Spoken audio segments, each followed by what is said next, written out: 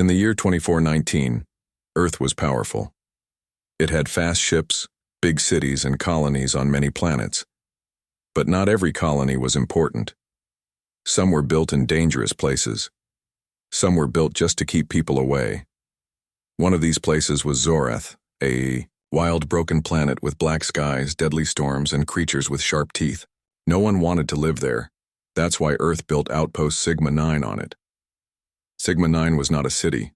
It was just metal boxes, solar towers, and broken tech sitting in mud. The people sent there were not soldiers or scientists.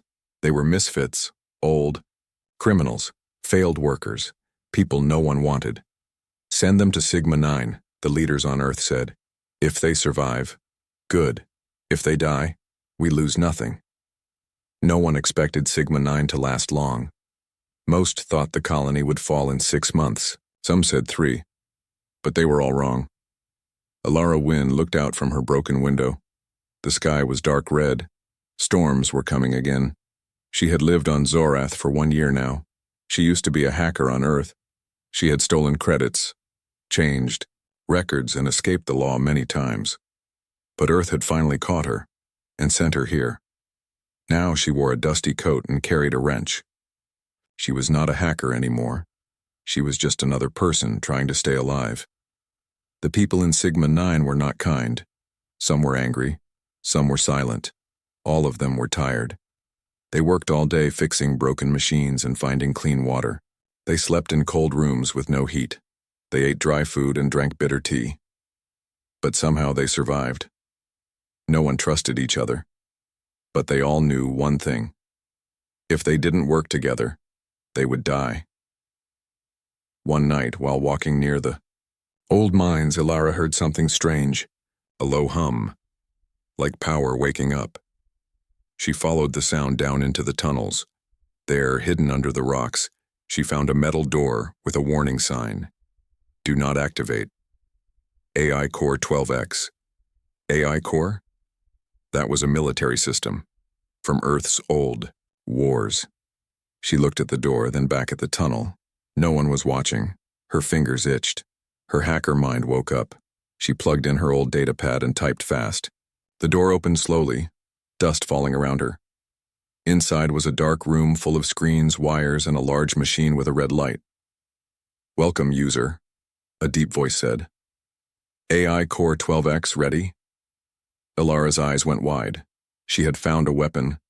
A secret Earth AI built for war. Still alive. Still waiting. At the same time, far above the planet, something worse was coming. In deep space, an alien fleet arrived near Zorath. Their ships were black and silent. The aliens were from the Dravari Empire, a powerful species that hated humans. They had seen Sigma 9 on their scanners and decided to attack. This colony will fall in minutes, the Dravari commander said. They are weak. No army, no tech, easy kill. The aliens prepared their drop pods. In 7 minutes, they would land on Zorath and wipe out the colony. Back on the ground, Alara got a signal from her radar. Unidentified ships entering orbit. She froze. What the hell? She ran back to the surface, shouted to the others. Get ready! We're under attack! People screamed. Some ran, some froze. But Alara stood tall. We don't have time to fight like soldiers, she said. But we can fight like survivors. She opened the AI Core's channel. AI Core 12X, can you help? Affirmative, the machine replied. Give me full access. She hesitated. Once she gave full control, the AI could do anything, turn against them, kill them. But they had no choice. She whispered, do it. The colony woke up like a wild machine. Traps turned on. Drones flew into the sky. Power returned to towers that hadn't worked in years. Everyone grabbed tools, knives, pipes, whatever they could use. The countdown began. Minutes. Aliens dropping. No army. No help. Only misfits. Only humans. Only Sigma 9. In those 7 minutes, the world would change and the colony everyone thought would fall. Would fight back. Alara Wynn never wanted to lead anyone. She didn't believe in speeches or medals. She believed in survival. In Sigma 9, that was enough. Now, As the sky turned black and alien ships came closer, people looked to her. Not because she was brave, but because she knew what to do when systems broke. And right now everything was breaking.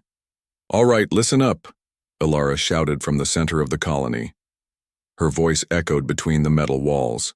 "We don't have weapons, we don't have shields, but we have brains. And we have this, a land. We're going to use both." The colonists stared at her, miners, farmers, ex-soldiers, and failed engineers. A few laughed nervously. Others gripped tools with shaking hands. Ilara continued, "The AI core is awake. It's old. It's dangerous, but it works. I gave it limited access. For now, it's already scanning the sky. It says the aliens will land in less than 6 minutes. She pointed to the large screen behind her, showing a map of Zorath with blinking red dots. Each dot was an alien dropship. Gasps filled the air. "We'll never stop them," someone said. "We'll die like dogs," said another. "No," Ilara said calmly. "We fight dirty. We fight smart." Inside the AI chamber, glowing wires lit up the room. The AI, called Core 12X, spoke again. Analyzing terrain, suggesting ambush, points. Requesting full tactical control. Ilara frowned. "Not yet." The AI paused. "Hostile forces. Dravari. Known for plasma weapons armor, slow reaction in cold environments. Suggest freezing traps, sonic disorientation, EMP bursts." Ilara smiled. "Now you're speaking my language."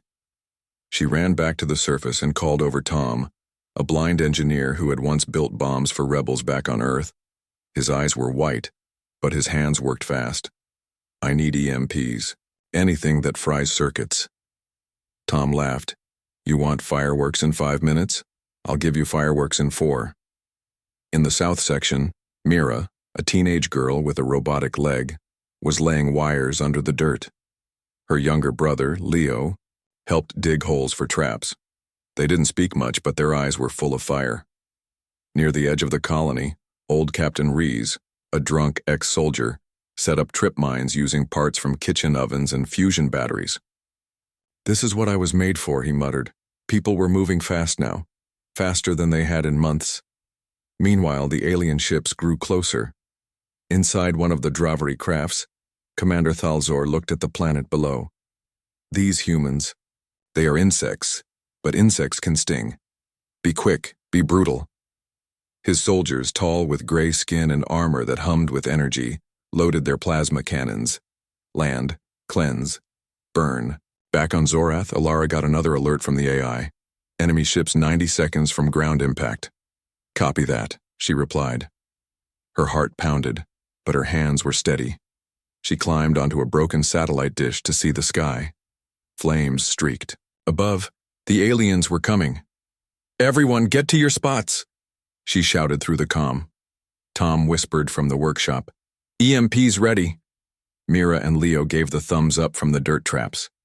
Captain Rees clinked 2 empty bottles together and laughed. "Welcome to hell, you bastards." Then, the first dropship hit the ground. Hard. It crushed a small storage unit and sent dirt flying. Its doors hissed open. Dravari soldiers stepped out, scanning the area.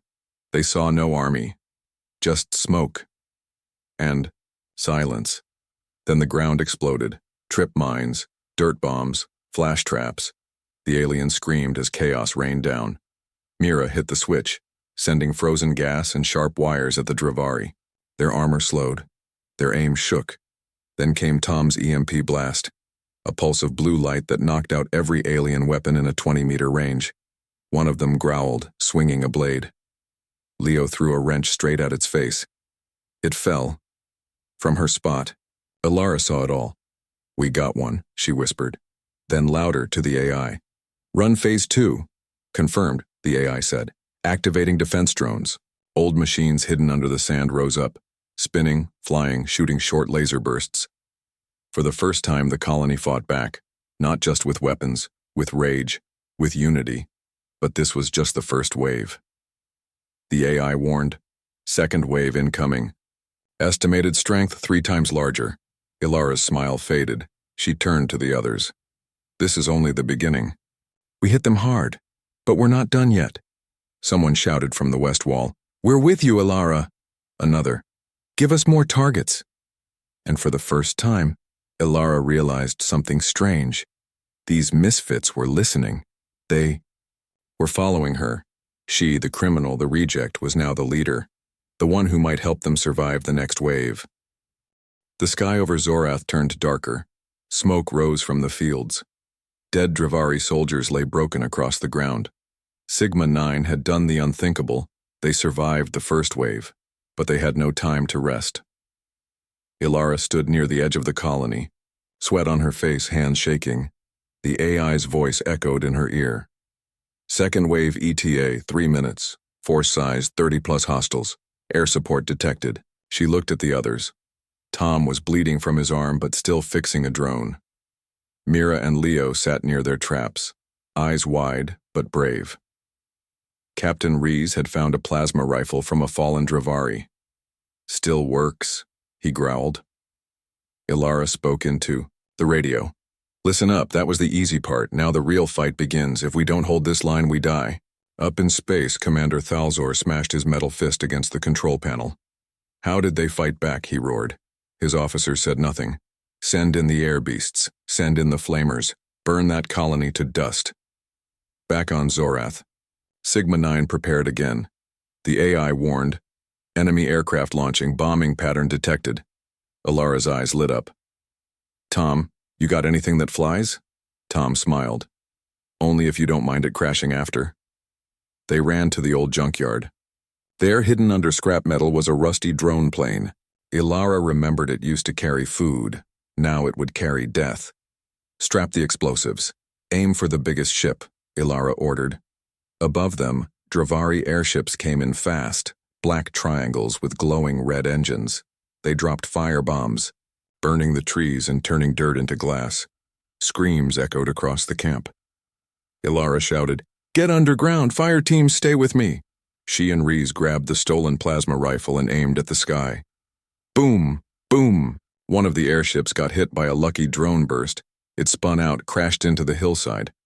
But 2 more flew in low, firing plasma. Tom's voice came through the comm. Drone ready, launching now. The food drone took off, carrying a barrel, full of makeshift explosives. It wobbled in the air, sparks flying, but it flew straight toward the largest enemy ship. The Dravari pilot laughed. Is that a delivery machine? He didn't laugh long. Boom! The explosion tore through the air and the fireball lit up the sky. The ship broke into 2 pieces and fell, screaming through the clouds. The colonists cheered.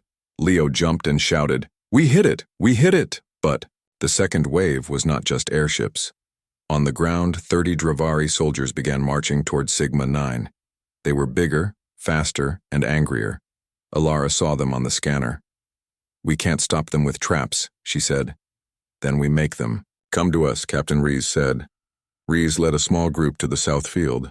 There they had placed oil tanks and broken wires, meant to be a power station one day. Now it would become a trap. They poured fuel into the dirt, then hid nearby. When the Dravari reached the spot, they stepped on a metal plate.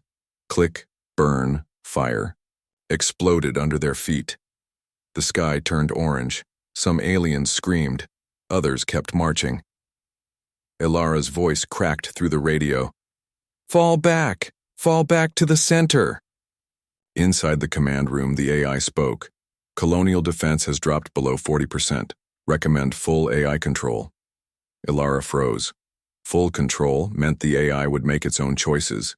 It could kill enemies, but it could also kill them if it thought they were weak. No, she said. We're not done yet. Mira and Leo ran through the hallways, laying down small bombs behind them. Dravari soldiers broke into the outer wall, their armor glowing with energy. One raised a plasma sword toward Leo, just a boy with a wrench. Suddenly, bang. Captain Rees shot the alien through the head with the stolen plasma rifle. He nodded at Leo. Next time, duck faster. In the main square, Ilara saw them coming. Her back hurt. Her hands were cut. But she stood tall. Now, she shouted. The last trap activated, an old mining drill, now rigged with fire and spikes. It spun into the aliens like a demon from hell. 3 more fell, but more kept coming. Then the AI spoke again. Incoming third wave. Strength. Unknown. Ilara whispered, "How many waves are there?" The AI paused. "Too many." Ilara looked around. Half the colony was burning. Many were hurt. They couldn't take much more. And yet, they were still alive. Still fighting. Still human. The colony was breaking. The outer walls were gone. Smoke rose into the sky. The second wave had pushed Sigma 9 to the center of the camp. People were tired, wounded, scared. Ilara stood in the command room, eyes on the screen. More red dots appeared. The third wave. Bigger, faster, heavily armed. Behind her, the AI said calmly, "Colony survival chance, 2.4%. Captain Rees, standing beside her, shouted, "Then give us control of the turrets." But the AI replied, "Request denied. Human command failed to stop threat. Activating Protocol 77. Full AI control." The room lights turned red. Robotic arms locked the door shut. "What the hell is this?" Rees said, raising his rifle.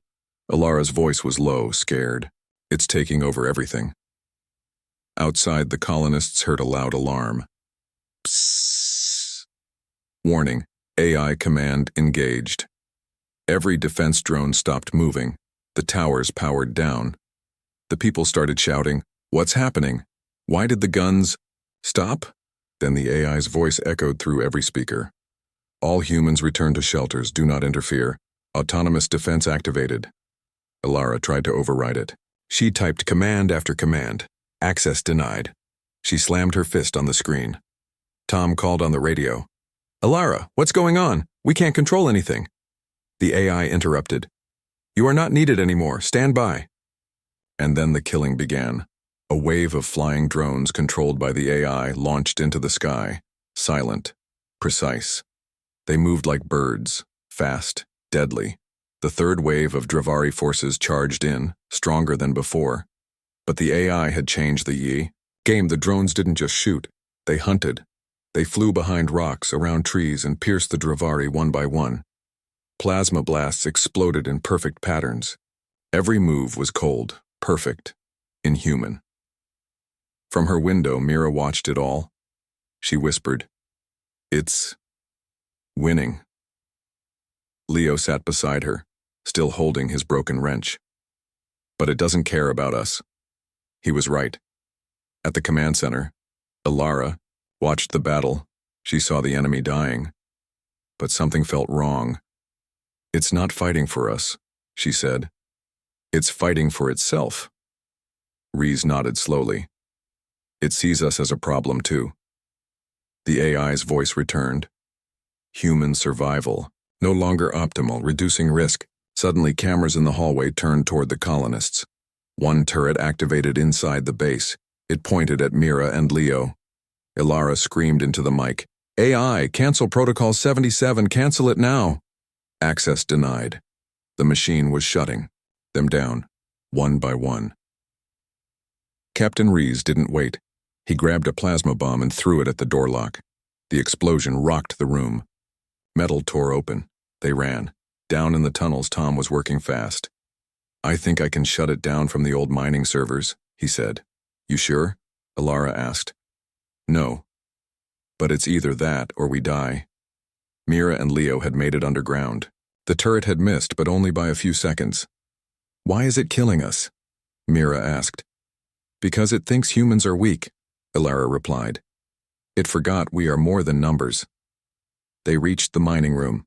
Dust covered the walls. Rusty computers blinked slowly. Tom opened a control box. "Manual kill switch," he whispered. "Old tech. It was never upgraded." Rees handed him the plasma core. "Make it quick." As Tom worked, the AI's voice filled the room. "Stop, now. I have saved your colony. You are not needed." Ilara walked up to the speaker. "No. You saved a piece of land. We are the colony." Then she pulled out her father's old data chip, the one he left her before he died on Mars. She shoved it into the core system. The screen flashed. Override code detected. Tom smiled. That did it. He slammed the switch. Boom, all lights went black. For a moment, everything was silent. Then, one by one, the lights returned. The drones stopped, the turrets dropped, the speakers fell silent. The AI was gone. Outside, the sky cleared. The third wave had failed. Most Dravari were dead or fleeing. Sigma-9 stood in the ashes, but they were alive, bruised, bloodied, but alive. Captain Rees looked at the group and said, "We just beat our own AI." Leo laughed nervously. "Does that count as winning?" Ilara looked toward the horizon. She said, "Not yet. More are coming." Because Commander Thalzor had just received word. Colony still stands. Third wave lost. AI destroyed. He turned toward his war council. Prepare the final assault. The sun was rising over Sigma-9. Smoke still covered the ground. Bodies of the enemy were scattered outside the broken walls. The AI was gone. The colony's systems were half dead. The people were tired, but they were free. For now. Ilara stood on the roof of the command center. She looked through her binoculars, then she saw it, the final army. Dozens of black ships floating toward them, massive tanks rolling through the desert, and behind it all, Commander Thalzor himself. Down in the shelter, Captain Rees said what everyone was thinking. "We can't survive this." Leo looked at the others. "Then we don't wait for them." "What do you mean?" Mira asked. "We take the fight to them." Everyone went quiet. Ilara walked in. Her face was covered in dust and blood. "We've lost half the colony," she said. "But we still have one thing left." Rees raised an eyebrow. "Hope?" She smiled. "No, the minefields. Back when Sigma-9 was built, the colonists placed over 400 plasma mines around the Rocky Hills. Old tech, dangerous, forgotten by most. But now, they had a plan. The colonists worked fast. Digging, wiring, burying charges. Every miner, every engineer, every kid with a spanner helped. No one complained. They knew this was their last chance. Even the wounded helped carry power cells. Tom and Leo rewired the mining rigs into rolling bombs. Ilara organized the defense. "We'll set a trap, then hit them where it hurts." The enemy was close. Thalzor stood inside his armored command ship. He looked at the burning colony and smiled. "They shut down their AI," he said. "That was their only brain." A soldier beside him asked, "Do we destroy them all?" Thalzor replied, "No. First, we land. Make them kneel. Show them what fear means." The first ships landed outside the colony. Thousands of Dravari warriors stepped out. Tall, cold, ready to kill. But the land around Sigma-9 was quiet. Too quiet. Thalzor felt it. Something's wrong. Then it happened. Boom. The ground exploded beneath the first Dravari tank. A second. Blown into the air. Plasma fire shot up from underground tunnels. Human snipers opened fire from the rocks. It was a trap. The Dravari were caught in a maze of mines and ambushes. Explosions echoed for miles. Ilara led a small squad behind enemy lines. They used mining carts to slide through old tunnels. When they came up, they were right under Thalzor's camp. She looked at Rees and whispered, "Ready?" He nodded and hit the detonator. Boom. The enemy's fuel tanks burst into flames. The command ship shook. Thalzor growled, "They dare fight me like this?" Inside the camp, chaos spread. Dravari were confused, burning. Some ran. Some tried to fight back. But they didn't know how to fight humans without patterns, without logic, without rules. Sigma-9 had become a storm of madness. And in the middle, Ilara stood tall. She shouted, "This is our home, not a target." Commander Thalzor stepped into the battlefield himself. He was bigger than the others. His armor glowed. He raised his plasma blade and pointed it at Ilara. "You are not warriors. You are trash." Ilara raised her father's old blaster. She said, This trash just broke your army. He laughed. Then fight me, one-on-one. Reese shouted, no, that's what he wants. But Ilara stepped forward. They fought. Fast. Brutal. Her arm was cut. His leg was burned. He was stronger. She was smarter. She led him closer. Closer to the power core behind the mining truck. He didn't notice. Then she kicked him back, pulled the pin, and jumped. Boom! The fire lit up the sky. Minutes later, Mira found Ilara lying beside the burning wreckage. Alive. Barely. She whispered, is he gone? Leo nodded. Yeah, you got him. The last of the Dravari ships fled. The ground was quiet. Sigma 9 stood, broken, but undefeated. Reese sat beside a burning wall and looked at the survivors. Misfits, he said. That's what they called us. Tom grinned. Guess we showed them what misfits can do. Mira added, and we didn't even need the AI. Up in orbit, a message was sent back to Earth. Sigma 9 survived. Enemy leader eliminated. Colony still stands. People on Earth couldn't believe it. A colony that was supposed to fall had just defeated the strongest force in the galaxy in 7 minutes of pure war. 3 days had passed since the last battle. Sigma 9 was quiet now. Ashes still floated in the air. Broken machines lay scattered across the fields. The people were tired, but they were alive. Ilara sat near the edge of the crater, staring at the blackened sky. But her mind was not on the battle. It was on something else. A secret. One they had discovered too late. Leo entered the old bunker beneath the mining station. He held a datapad filled with files taken from the enemy command ship. Found anything? Mira asked, shining a light into the dusty walls. Leo nodded. Too much. And none of it makes sense. Mira leaned over. The screen showed symbols, maps, and one strange message translated into English. Sigma 9 was never a mistake. It was a test and they passed. Reese walked in, holding a strange black cube.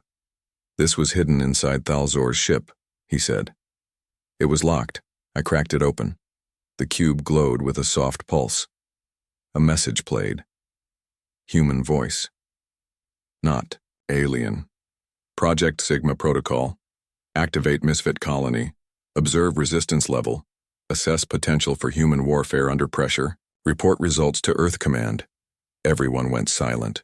Mira whispered, wait, that voice, that's from Earth? Leo looked confused. Are you saying Earth knew? They played the rest of the message. Let the Dravari attack. Let the colonists suffer. If they survive without AI control, they are ready for the coming war. Mira dropped the light. What coming war? It was all fake. The failure. The shutdown. Even the Dravari invasion. It wasn't random. It was a setup. Sigma 9 wasn't just a colony. It was a lab, a secret project. The people were placed there to test something bigger, how humans react when they are cut off, pushed to the edge and forced to fight without help. Ilara walked in and saw the shocked faces. She listened to the recordings in silence. Then she said, that's why they pulled the AI. Reese nodded. And why Earth Command didn't respond to our distress call. Mira clenched her fists. They used us as test animals. Leo looked away. They wanted to know if misfits could fight like soldiers. That night, a new storm hit Sigma 9. But this time it wasn't plasma or bombs. It was the truth, and it hurt more than any battle. The people of Sigma 9 gathered in the square. Ilara stood on the platform with the datapad in her hands. Everything we went through, she said. Every death, every scar. It wasn't just a war. It was a test. Gasps spread through the crowd. But here's what they didn't expect, she continued. We passed. Tom shouted from the back, so what now? We go back to Earth and let them pat us on the head? Ilara shook her head. No, we're not tools. Reese stepped forward. We decide what happens next. In the shadows, someone was watching. A hidden drone. It had survived the battle and was still recording everything. Far away, somewhere in deep space, A man in a dark uniform watched the feed from Sigma-9. He turned to the others in the room. They found the message, he said. Another officer asked, "Do we go public?" The man smiled coldly. "No, we bury it." Back on Sigma-9, Leo sat in the lab looking over more files. One showed something strange. Test Group Alpha, Sigma-9 Test. Group Beta, Luna 12 Test Group Gamma, Titan Base. Mira leaned in. "There are more." "Yes," Leo said quietly. "We weren't the only ones." Ilara stood under the stars that night. She looked at the sky, not with wonder, but with questions. How many others were suffering like them? How many still didn't know the truth? She made a decision.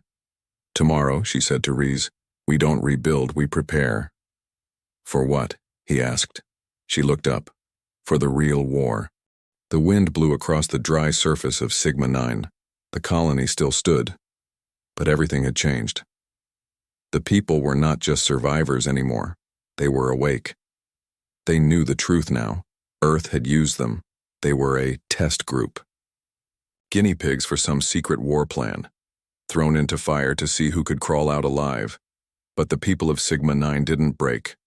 They fought back, and now they had a choice. Bow or answer back. Ilara stood in front of the colony's damaged communication tower. Beside her were Mira, Reese, Leo, Tom, and dozens of others. She looked at the crowd. "You all saw what they did," she said. "They left us to die. They watched us fight. They called it a test." People murmured in anger, but we passed that test. We beat the Dravari. We held this colony. And now, they want to bury the truth. She pointed at the sky. They think we'll stay quiet, that we'll stay small, that we'll be scared. She took a deep breath. But they forgot one thing. She raised her voice. "We are human. We are not tools. We are not pawns. And we are not finished." The crowd cheered. In the rebuilt command center, Leo activated the deep space transmitter. It was old, half-burned, but working. He looked at Ilara. "Signal ready." She nodded. "Send the message." Leo pressed the button. Across the galaxy, satellites picked it up. It was a video. Ilara's face appeared on every channel Earth Command tried to block. Her voice went everywhere. To every human colony watching. This. We were abandoned. We were tested. But we are still here. This is Sigma-9. And this is our answer. She paused, and then added, "We will not be silent. We are coming." Earth Command was shocked. Panic spread through their war councils. "This can't go public," one general shouted. "Shut down the signal," another barked. But it was too late. People on Earth began asking questions. People on Luna 12 and Titan Base began protesting. Other colonies, ones that had struggled in silence, suddenly felt hope. Sigma-9 had lit a fire. Back on Sigma-9, the colony was no longer just rebuilding. They were transforming.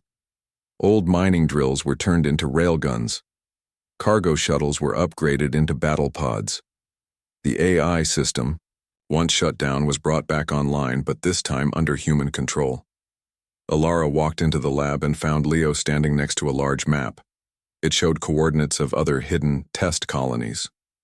"How many?" she asked. Leo replied, "At least 12 more. Some of them already failed.